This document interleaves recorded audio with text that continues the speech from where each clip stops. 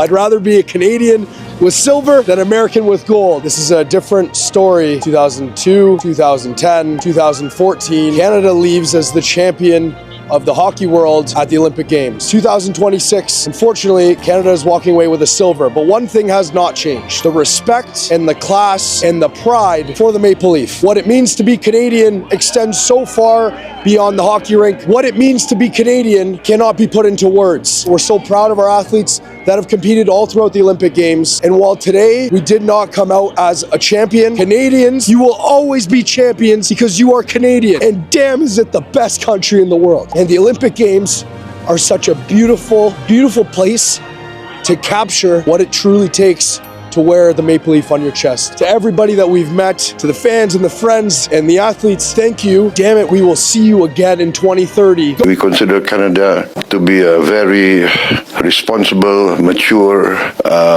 leading power, but with great empathy for the concerns of the developing nations. Do we think that was a dig at? He would have been like, these filthy Indonesians taking advantage of us, they're gonna pay. Let's be clear, this isn't just about tariffs. The president has threatened economic force. He's even floated the unthinkable, taking over Canadian territory.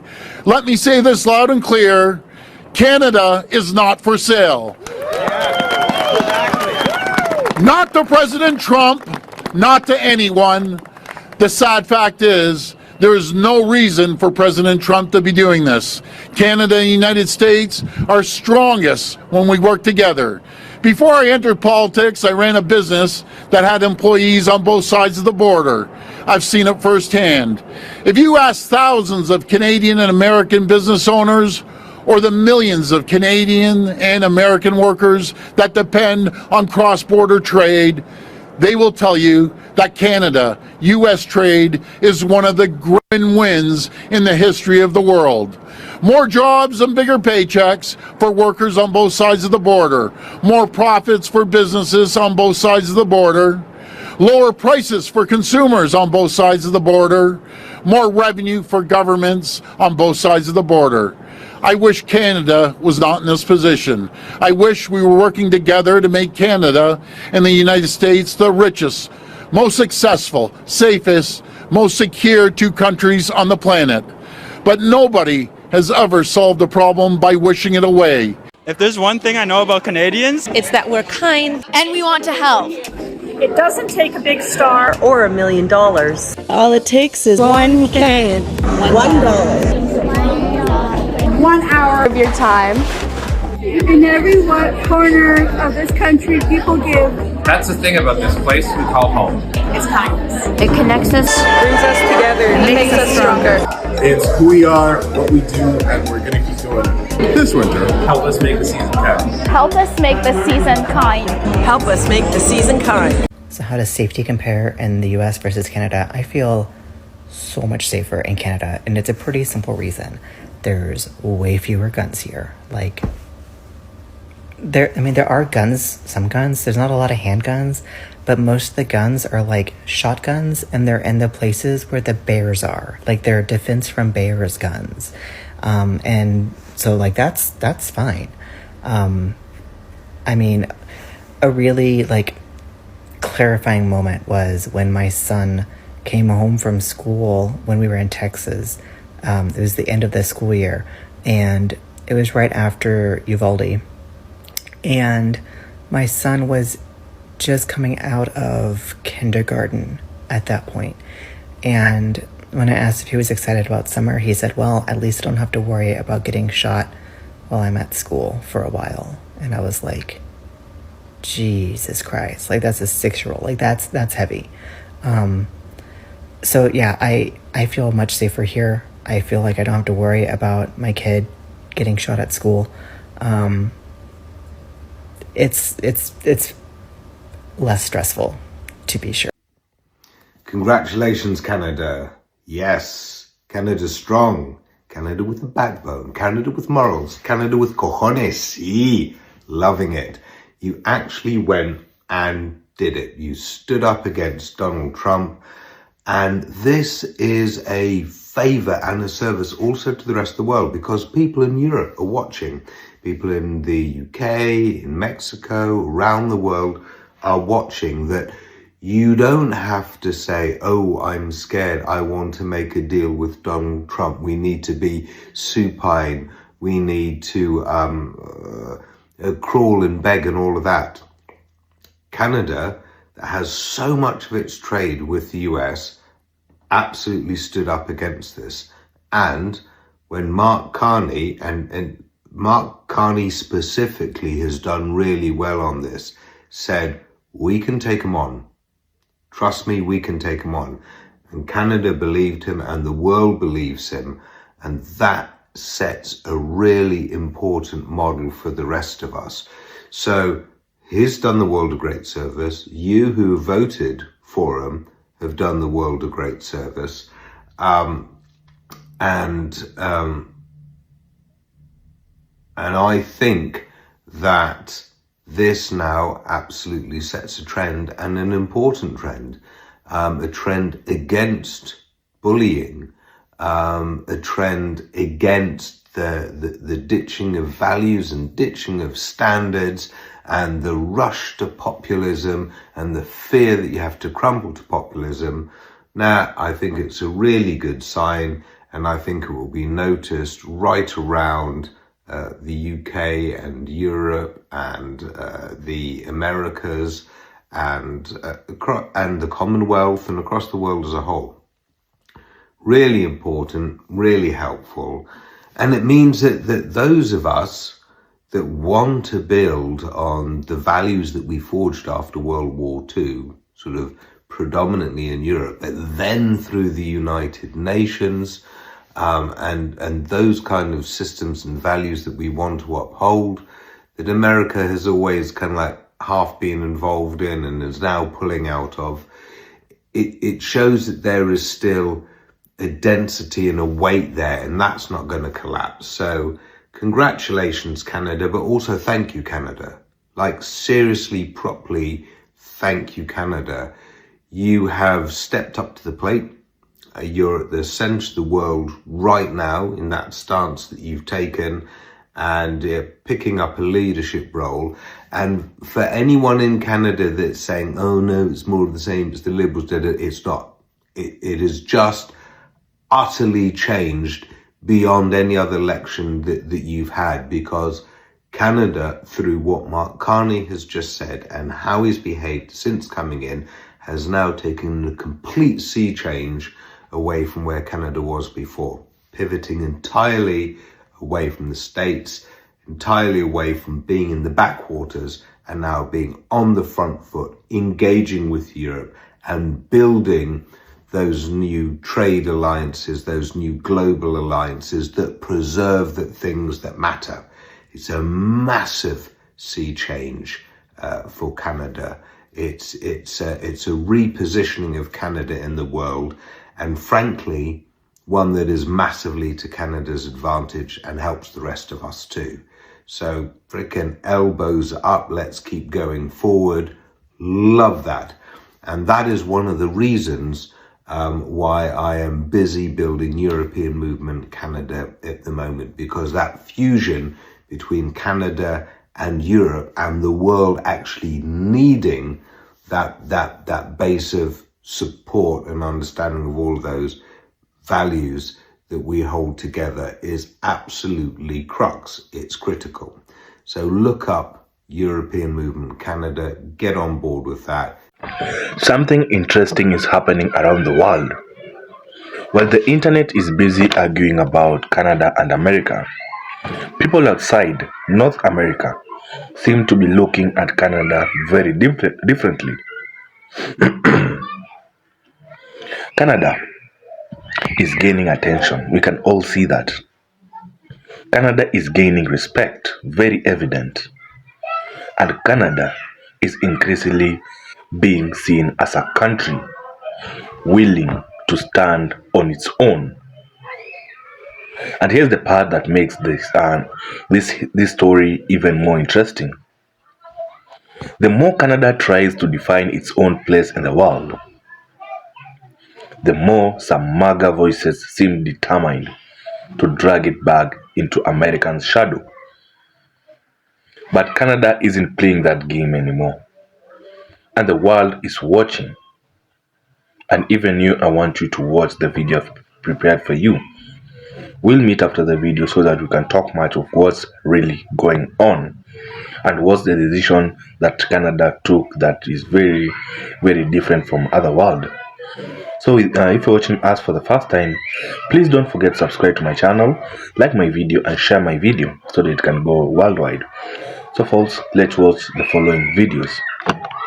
I want to speak first directly to the American people. We don't want this. We want to work with you as a friend and ally. And we don't want to see you hurt either. But your government has chosen to do this to you. As of this morning, markets are down, and inflation is set to rise dramatically all across your country. Your government has chosen to put American jobs at risk, at the thousands of workplaces that succeed because of materials from Canada or because of consumers in Canada, or both. They've chosen to raise costs for American consumers on everyday essential items like groceries and gas, on major purchases like cars and homes, and everything in between. They've chosen to harm American national security, impeding access to the abundant critical minerals, energy, building materials, and fertilizers that we have and that the United States needs to grow and prosper.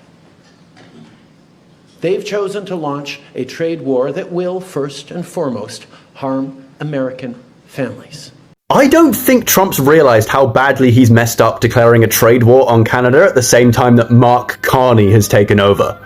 People didn't like Justin Trudeau, and I understand why. While he was this kind of classic sort of liberal kind of thing, things generally got worse in Canada if you look at the numbers, even if I personally think he was an alright guy. Trump wants to do a trade war with Mark Carney, guy with a master's and doctorate in economics, guy who governed the Bank of Canada during the 2008 financial crisis, one of the worst economic crises in world history, give or take. Guy was in charge of a bank and made it out. Then went on to lead the Bank of England, so governing a huge financial body in the world's 7th largest economy. Guy whose job is making and preserving and moving around money for their benefit. Mark Carney against Trump. This is a guy who's managed to bleed $4 trillion out of the stock market in the last 30 days just by being there and being a buffoon. You think you're going to win a trade war against Mark Carney, Donald? Really? Main reason that Trump is always going to lose is because he's surrounded by long-term politicians, long-game politicians. People like Mark Carney, Keir Starmer, even Xi Jinping. People who are actually educated and actually know how to think in the next 5, 10, 20 years, 50 years, rather than just how are people going to feel about me next month? And that's why Trump is always going to lose in the long run. Yeah, of all the people you could go up against for a trade war, you chose what? The guy who used to be in charge of banks during a financial crisis. You're cooked, Donald. With the United States and Canada knee-deep in a trade war, I asked myself, who is this man leading Canada that is not backing down to our American president? Guys, I had to find out. I decided to do a deep dive on Mr. Mark Carney, find out everything that I needed to know about him, because really I don't know much. Guys, stick with me while we go through this deep dive and learn more about this fascinating individual. Mark Carney is not your typical politician. He's a former central banker, crisis manager, and climate activist who just happens to be leading Canada at one of its most turbulent moments in modern history. His journey from middle-class upbringing in the Northwest Territory to the highest echelons of global finance have made him one of Canada's most experienced prime ministers ever. But will his decades of financial expertise be enough to take on the aggressive tactics of our president? And what kind of leader is he really? Let's find out. Born in 1965 in Fort Smith, Northwest Territories, Carney grew up middle class. His dad was a principal and his mom was a teacher. His early years were marked by harsh winters, a strong work ethic, and an ambition that would take him far beyond his small town. As Mr. Carney absolutely crushed it in high school, so he earned a scholarship to go to Harvard, where he studied economics, after which he went to Oxford and got his master's and his doctorate. And guys, his academic credentials alone made him stand out, but it's what he did with them that set him apart. You can see him here at Oxford playing hockey. He played hockey for most of his life, and it's actually one of the things that he says influenced his management style. The way he approaches problems is like he would when he's on a hockey team, and he challenges things the same way that he would have when he played hockey, and he defends the same way. It's really cool the way that he incorporates this into his life. Unlike most politicians, Mr. Carney didn't come up through Parliament. He spent over a decade at Goldman Sachs, where he worked out of New York, Tokyo, and London, becoming an expert in emerging markets, risk management, and most importantly, he gained first-hand experience with global economic instability. I think this will help him in the future, guys. But in 2003, unexpectedly, he left Wall Street to join the Bank of Canada. But this would set him up for one of the most pivotal leadership roles in his entire life. By 2008, Mr. Carney had been appointed the governor of the Bank of Canada, just in time for the greatest financial collapse since the Great Depression. But guess what? Canada did great. His early intervention saved Canada's banking system. It meant that not one single Canadian bank had to be bailed out. And it got him incredible international recognition, guys.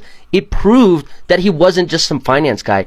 He was a crisis manager. By 2013, Mr. Carney had made such a name for himself that Britain approached him, and he became the very first non-British governor of the Bank of England, just in time for the Brexit crisis, which he led Britain through beautifully. And not only that, he established new financial regulations. Things like, for example, where big banks couldn't crash the economy again the same way that they did in 2008. Not only that, he became an advisor to world leaders, speaking at the G7 and G20 summit. Most admirably, it's during this time that he developed a new mission, fighting climate change through finance. After leaving the Bank of England, instead of getting some cushy private sector job, he decided to go on and try to fight climate change. He became the UN Special Envoy on Finance, and he pushed banks to divest from fossil fuels and invest in renewable energy. He worked with the World Economic Forum to push climate-friendly investments, and he argued that global markets should push sustainability and not short-term profits. His climate leadership made him one of the most influential voices in sustainable finance, which gained him a lot of love from climate activists, but a lot of hate from the fossil fuel industry, obviously. Despite his global reputation, this man had never run for office, until right now. In early 2025, Mr. Justin Trudeau decided to step down as Canada's Prime Minister. And with US and Canadian relations already struggling, the Liberal Party turned to this man, Mr. Mark Carney, to hopefully restore economic stability. Now comes the US-Canada trade war. Now this man right here has slapped tariffs on Canadian goods, including aluminum, lumber, and dairy, key sectors of Canada's economy. He's openly talked about annexing Canada and making it our 51st state. But guess what, guys? This man is not backing down. He's already mobilizing international allies to counter Trump's trade policies. He's working closely with the EU and China to help figure out a way to reduce Canada's dependency on the United States. And he's threatening retaliatory tariffs. Guys, most Canadian prime ministers in the past have focused on diplomatic appeasement. This guy is hitting back hard, something that's making him both a hero and a target in this US-Canada trade war. Now, when it comes to the numbers, he might be very serious, no-nonsense kind of guy. But behind the scenes, he's incredibly relatable. He loves hockey. He's a fitness enthusiast. And he doesn't do these like whole political theatrics. He's very data-driven. And at the end of the day, dude, guys, like an intelligent, resilient, confident guy like this is rare when it comes to politicians. Just the amount of education that he has is so rare. I wish there was an American politician with this level of education, well-roundedness. I mean, my God, to see our president maybe go for a run would be incredible. Going from a middle-class kid in the Northwest Territory to one of the most powerful economic minds on the planet, what a journey, guys. But honestly, being Canada's prime minister during a Canada-United States trade war probably will be the hardest task he's ever faced, except maybe raising these three little angels, right? But seriously, guys, I think that he's well positioned. I think he's intelligent. His quiet confidence, his ability to manage crisis is going to be invaluable to Canada within the next couple years. Here's the thing, guys. Mr. Mark Carney is not just another politician. This guy is incredibly intelligent. He's incredibly capable. He's so well educated. I mean, my gosh, how refreshing it must be in Canada to have a leader of this caliber, guys. I wish you all the best. I wish him the best. I hope that he absolutely dominates in this coming trade war. I think it's unfair what the United States is doing to its neighbors. We just did a deep dive on Claudia Sheinbaum, the president of Mexico, 2 nights ago. Guys, go watch that. But she is also incredibly intelligent, educated. I think between Canada and Mexico, there has to be something that they can figure out, some way to stop what is happening in the United States. Guys, I wish you the best. God bless Canada.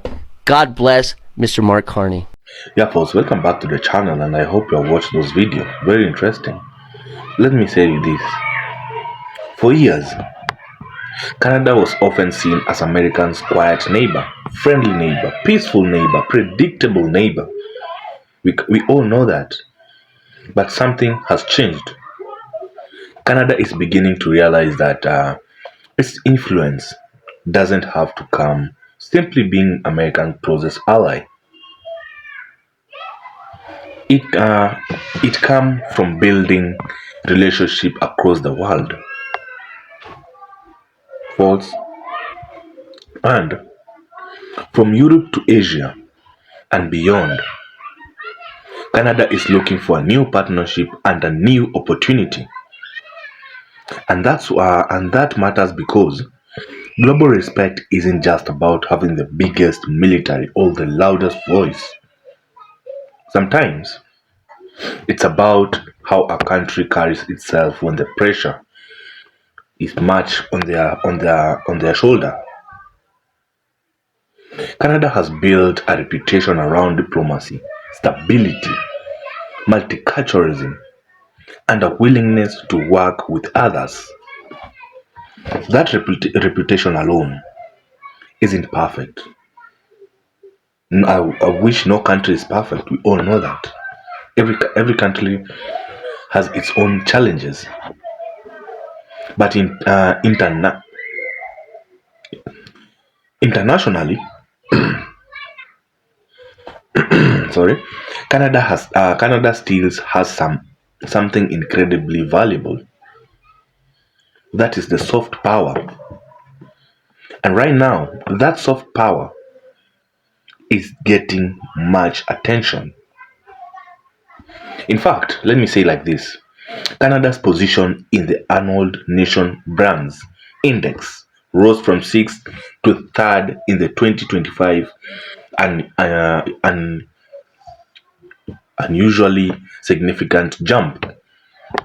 And here's where the political, here's where the political tension enters the picture. The MAGA movement has often portrayed Canada as weak, dependent, or even as a country that should simply fall in line with American interest. But the irony is that the more pressure Canada faces, the more it seems determined to prove that it can make its own decision, which is very, very correct. And that independence is becoming part of Canada's story. Canada doesn't need to become America. Of course, Canada doesn't need to imitate America. And Canada certainly doesn't need permission from anyone to build relationship with the rest of the world. That's the point many people are missing. Canada speaks one with other countries. When it explores new trade relationship, when it strengthens ties beyond Washington, it isn't necessarily declaring war on America. It's doing whatever every serious country should do, looking for its own future without depending on other nations. And perhaps that's what bothers some of the MAGA voices the most. Because If Canada succeeds at becoming more independent while maintaining strong international relationship, then the old idea that Canada can only thrive under American shadow becomes very hard to defend. The world doesn't seem to be asking Canada to become more American. The world is watching Canada become more Canadian. And that may be Canada's greatest advantage. So, let me ask you this. Is Canada perfect? Absolutely not. But that's not the point. The point is that Canada's global image is becoming increasingly valuable at the moment when the country is being forced to rethink its place in the world. And while some people are busy arguing about whether Canada should be America's closest friend, Canada appears to be asking much bigger question. Why can't we be friends with everyone? That's the real shift. Canada is no longer just standing beside the world's biggest superpower. Canada is trying to stand on its own feet. And if the rest of the world continues to respect Canada for doing exactly that, then maybe, just maybe, the biggest surprise isn't that Canada is gaining global respect. Maybe the biggest surprise is that Canada was never supposed to be this independent in the first place. But now, it looks like Canada has decided to write its own story. And guess what? The world is paying a lot of attention. Let me know what you think in the comment section, folks, about what's really happening in Canada versus America, the MAGA people in specific. Until next time, folks, please don't forget to subscribe to my channel, like my videos, and hit that notification so whenever I post, it pops up on the menu. Thanks for watching. Have a great one.